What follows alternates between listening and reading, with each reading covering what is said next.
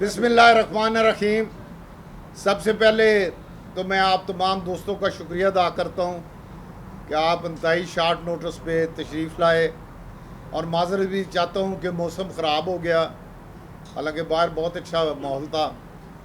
मैंने आज आपको तकलीफ़ इसलिए दी है कि मेरे बीमारी की वजह से मेरे बेटे ने इलेक्शन लड़ा था, और जिस शख्स ने मेरे बेटे के मुकाबले में इलेक्शन लड़ा है उसका नाम है साहबजादा हामिद रज़ा। इसने 2013 में मेरे मुकाबले में 4800 वोट लिए थे MNA के इलेक्शन पे। ये रिकॉर्ड का हिस्सा है और इसको आप चेक कर सकते हैं। ये बुनियादी तौर पे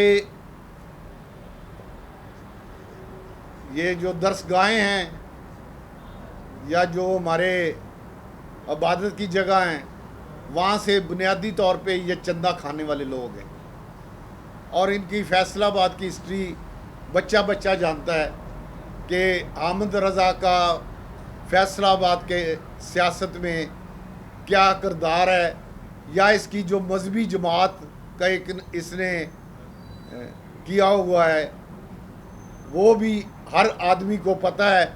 इसकी सियासी हैसियत का अंदाज़ा इस चीज़ से लगा लें कि ये आदमी अपनी जमात के निशान पे इलेक्शन नहीं लड़ा, इसका निशान घोड़ा है। पिछली दफ़ा इसने घोड़े के निशान पे इलेक्शन लड़ा तो इसने 4800 वोट लिए थे 2013 में। ये मैं रिकॉर्ड की बात आपको बता रहा हूँ। अब इसने घोड़े के सियासी जमात इसकी अपनी है, इसने घोड़े के निशान से इलेक्शन नहीं लड़ा, और इस फ्राडिये और 2 नंबर आदमी ने मनार के निशान से इलेक्शन लड़ा आज़ाद हसीयत में। और ये आज़ाद हसीयत में मनार के जिस तरह जीता, मैं उस तफसील में नहीं जाना चाहता, क्योंकि वो फिर जो भी हारे वो यही कहता है कि ये धांधली हुई या ये हुआ। मैं इस आदमी का आपको किरदार बताने लगा हूँ कि इस आदमी ने 26 तारीख को 3:45 पर इलेक्शन कमीशन को इमरान खान के साथ गद्दारी करते हुए उसके पेट में छुरा घोंपा, और इसने एक इलेक्शन कमीशन को एक लेटर लिखा है कि मुझे जो लेडीज सीट्स हैं, क्योंकि मैंने खुद इलेक्शन नहीं लड़ा इसलिए मुझे किसी लेडीज सीट की ज़रूरत नहीं है। उसके बाद जब इमरान खान का वकील अली ज़फ़र साहब 3:04 इलेक्शन कमीशन के पास गए तो उन्होंने कहा जी कि ये हामिद रज़ा साहब लेटर लिख के दे गए हैं 15 मिनट पहले कि मुझे कोई लेडीज़ नशिस्त नहीं चाहिए, क्योंकि मैंने खुद इस पार्टी के निशान पे इलेक्शन नहीं लड़ा, इसलिए मुझे लेडीज़ नशिस्त नहीं चाहिए और मैं किसी लेडीज़ नशिस्त का ख्वाहिशमंद नहीं हूँ।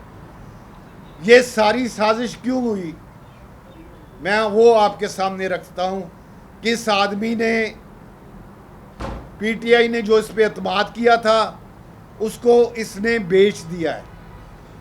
PTI ने या PTI की क़यादत ने या जिन लोगों ने भी इसके साथ अलहाक करके इस पर एतमाद किया, 26 तारीख को 3:45 इसने वो सारा एतमाद, वो सारा जो इस पर एक PTI ने इंसार किया था वो इसने बेच दिया है। कितने में बेचा है, किस तरह बेचा है, उसका मेरे पास कोई रिकॉर्ड नहीं, मैं झूठ नहीं बोलूँगा, लेकिन ये मैं दावे से कह सकता हूँ कि इसने PTI की सीटें सारी की सारी बेच दी हैं। अब इलेक्शन कमीशन के पास, मैं आज आपको एडवांस बता रहा हूँ कि कानूनी तौर पे कोई इख्तियार नहीं रह गया कि इलेक्शन कमीशन ये जो आज़ाद उम्मीदवार इसकी जमात के नीचे इलेक्शन कमीशन से सीटें मांग रहे थे, कल भी कौमी असम्बली में मांगते रहे हैं, उनको कल इतवार है, परसों फैसला है या उससे अगले दिन आए।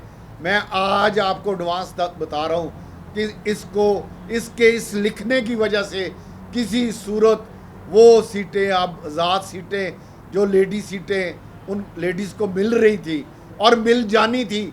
अगर ये ना लिख के देता वो सीटें अब इस पीटीआई को नहीं मिलनी। इसने पीटीआई के साथ गद्दारी की है, इसने पीटीआई को उनकी सीटें बेच दी हैं। ये आदमी, इसका ये किरदार है और इस किरदार के साथ ये आदमी, ये जो इसने ड्रामा किया है इस्लामाबाद में 26 तारीख को 3:45 बजे, वो मैं आपके इल्म में लाना चाहता था। दूसरा, मैं एक और चीज़ की शदीद अल्फाज में मजम्मत करता हूँ बतौर एक पाकिस्तानी के, कि हमारे पाकिस्तान के अंदर 1000-2000 झगड़े हों, सियासी झगड़े हों, सियासी मुखालफतें हों, लेकिन कल जो पीटीआई ने लेटर लिखा है आईएमएफ को, मैं शदीद अल्फाज में बतौर एक पाकिस्तानी उसकी मजम्मत करता हूँ। और मैं समझता हूँ कि ये एक दफ़ा फिर, जिस तरह पहले एक ख़त लिखा गया था सुबह केपीके के वज़ीर से, ख़जाना से, और बाद में कहा गया था कि ये गलतफहमी हुई है, और हम वफाकी वज़ीर साहब ने कहा था कि हमने इसको वापस ले लिया है, लेकिन अब तो वापस लेने की कोई गुंजाइश नहीं रह गई। उन्होंने खुद कल पूरी पीटीआई ने, जो उनके मौजूदा चेयरमैन हैं, उन्होंने अपने दस्तखत के साथ आईएमएफ को लेटर लिखा है कि इनको ये पाकिस्तान को, ये कोई राजा रियाज या शहबाज शरीफ को या मौलाना फजल रहमान को ये किस नहीं जानी, ये पाकिस्तान को और पाकिस्तानी अवाम को किस जानी है। तो ये इसकी जो मुखालफत की गई है, ये पाकिस्तान की मुखालफत है। मेरी आपसे इल्तिजा है कि इस चीज़ को सीरियस लें। ये सियासत होती रहती है, हम भी 40 साल से कर रहे हैं, आइंदा भी अल्लाह का शुक्र है करते रहेंगे, लेकिन ये पाकिस्तान के साथ जो जुल्म हो रहा है, मैं लाहौर के साफ़ियों से रिक्वेस्ट करता हूँ कि इस पर आवाज़ बुलंद करें। ये पाकिस्तान के ख़िलाफ़ एक साजिश है, ये पाकिस्तान के ख़िलाफ़ जुल्म है।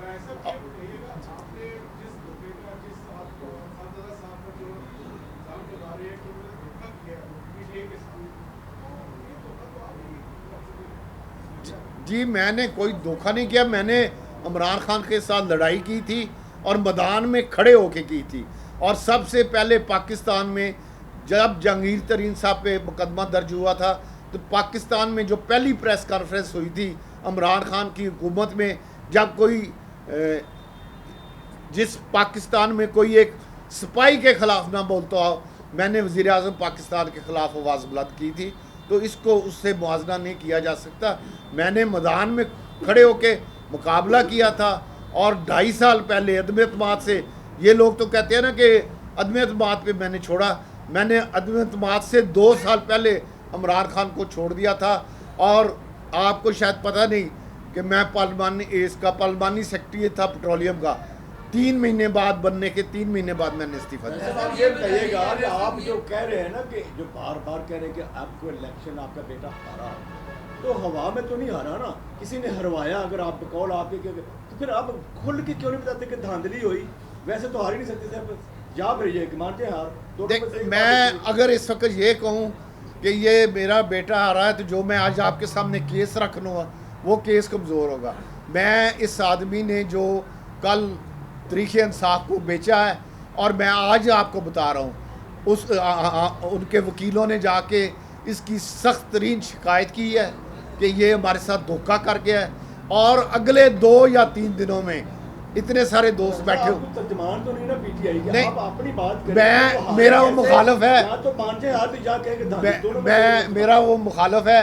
उसने जो तरीक़े इंसाफ के साथ को बेचा है, जो सेट बेची है, मैं उस पर बात करूँगी। सर ये बताइएगा कि आपकी पेशन गोइयां बड़ी सख्त साबित होती रही है मामले में, अब इमरान खान के मामला ठीक होंगे आने वाले दिनों में या नहीं होंगे ठीक? और ये 5 साल की जो हुकूमत है, ये भी कहा जा रहा है कि ये साल चलेगी, 6 महीने चलेगी, इस हवाले से आपका क्या रद्द-ए-अमल है? देखिए, इमरान खान के लिए बड़ा सुनहरी मौका था कि ये इलेक्शन के रिज़ल्ट के बाद वो अपने आप को रिव्यू कर लेता, और अगर वो रिव्यू कर लेता तो उसके मामलात बहुत बेहतर हो जाने थे और चीज़ें उसके हक़ में जाना शुरू हुई।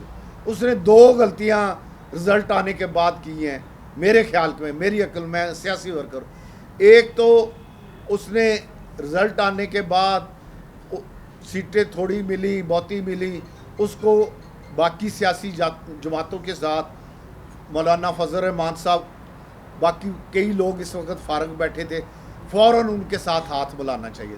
दूसरा, उसे किसी सूरत कल ये परसों जो लेटर लिखा है ना, ये नहीं लिखना चाहिए था। ये उससे दो गलतियाँ। नाराजगी ज़्यादा हो गई है।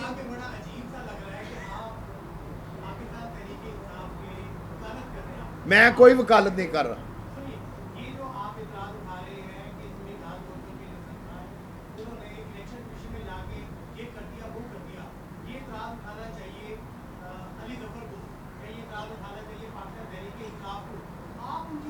मैं बताता हूँ, मेरी उनकी एक हल्के की सियासत है, मेरे वो सियासी मुखालफ हैं। अगर जो बात मैं कर रहा हूँ, अगर 2 या 4 या 6 दिन के बाद तरीक़े इंसाफ ने ना की, अली ज़फ़र ने ना की, अली ज़फ़र कर चुका है, ये मैं आपको बता रहा हूँ, जाके शिकायत लगा चुका है कि इस आदमी ने हमारे साथ गद्दारी की है।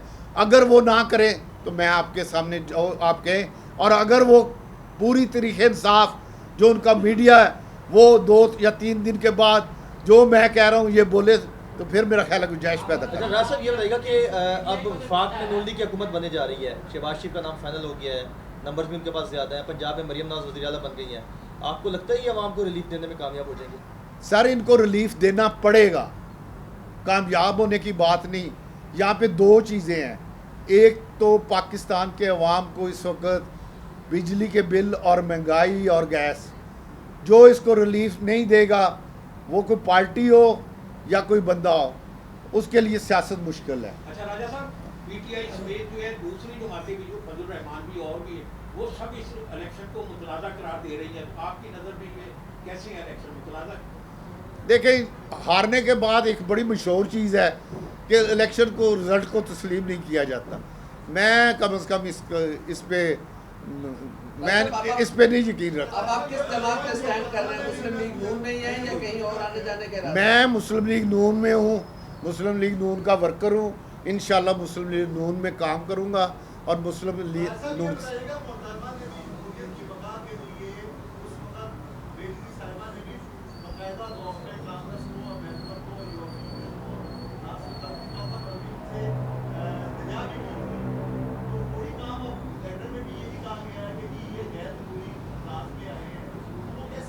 सर, जो आप जो एक होते हैं मालियाती इदारे, एक होते हैं इंटरनेशनल फोरम सियासत के। इंटरनेशनल फोरम पे आप एक नहीं 10 खत लिखिए, लेकिन जो हमारे मालियाती इदारे हैं जिनकी वजह से हमने आपने हम एक गरीब मुल्क है, हमारी रोटी का बंदोबस्त जिस अदारे से चलना है, उसको मेरा ख्याल है ये ख़त नहीं लिखना है। मुख्तार, क्या आपकी नज़र में अगर हम गरीब मुल्क और पैसे उनसे लेके खाने हैं तो हमारी आज़ादी और खुद मुख्तारी कहाँ खड़ी है? ये तो आपको सोचना चाहिए। मैं तो समझता हूँ कि हम इस वक्त शदीद माली, माशी और आज़ादी के दाने पे खड़े हैं। इसको किसने इस तक पहुँचाया है, ये आप खुद फैसला करें।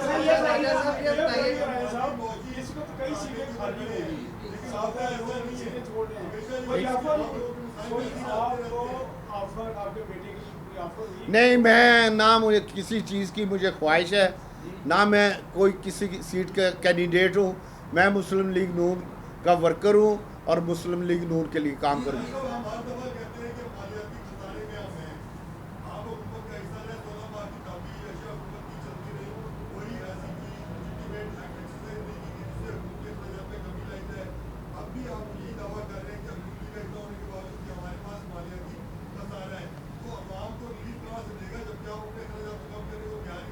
आप इसका 2017 खोलें, 2017 को खोल के देखें कि पाकिस्तान कहाँ खड़ा था।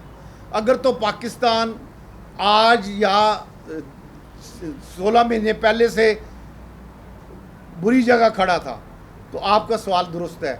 अगर 2017 में मियां नवाज शरीफ की क़यादत में पाकिस्तान एक बड़ी माशी ताकत बनने जा रहा था, और वो कौन लेके जा रहा था, कौन मोटरवेज बना रहा था, किसने लोड शेडिंग ख़त्म की, किसने दहशतगर्दी ख़त्म की, ये तमाम काम। एक मैं आपको चीज़, आप मेरे भाई हैं, आपको रिक्वेस्ट करना चाहता हूँ कि वफाकी हुकूमत जो है, एक ज़िला कौंसिल है ना, वो 16 महीने में मैं कॉरपोरेशन में भी रहा हूँ, वो नहीं 16 महीने में ठीक हो सकती। वफाकी हुकूमत जो आदमी कहता है कि 3-3.5 साल से पहले मैं इसे ठीक कर सकता हूँ, ये नामुमकिन है। इंशाल्लाह मियाँ शहबाज शरीफ साहब को, मियाँ नवाज शरीफ साहब को 5 साल का मैंडेट मिला है। इंशाल्लाह वो टेन्योर पूरा करें और इसके साथ उनको हर सूरत आवाम को रिलीफ देना पड़ेगा। Thank you very much.